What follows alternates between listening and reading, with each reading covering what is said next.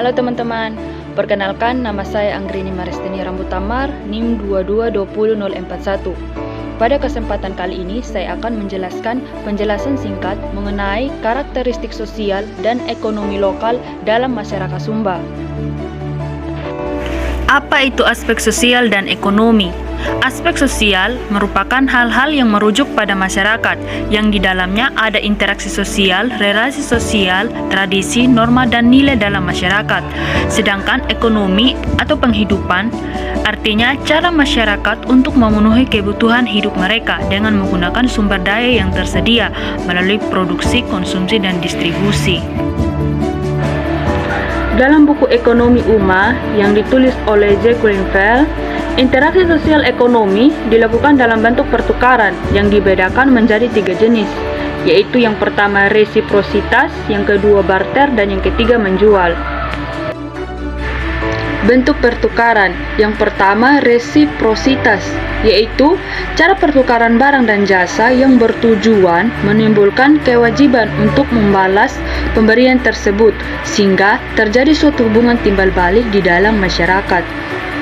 Yang kedua itu barter.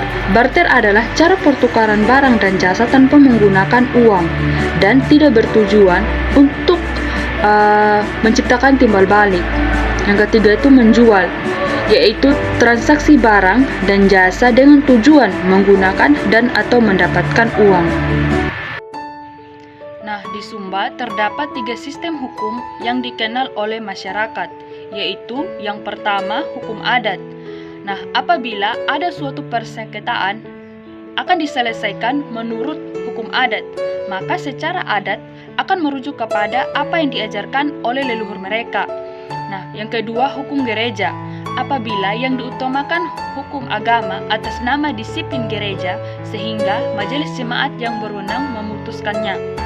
Yang ketiga itu hukum negara.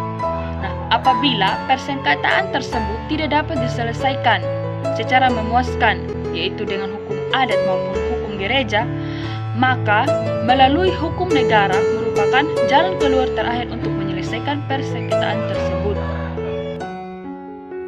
Penghidupan utama masyarakat di Sumba. Yang pertama pertanian pangan, contohnya jagung, padi, ubi kayu, dan kacang-kacangan. Yang kedua tanaman jangka panjang, contohnya kelapa, jambu mete, pinang, kemiri, kopi. Yang ketiga ternak besar, contohnya kuda, kerbau, dan sapi. Yang keempat ternak kecil, ayam, babi, dan kambing. Yang kelima nelayan. Yang terakhir itu berasal dari non-pertanian, contohnya tenun dan kerja tangan. Sekian dan terima kasih.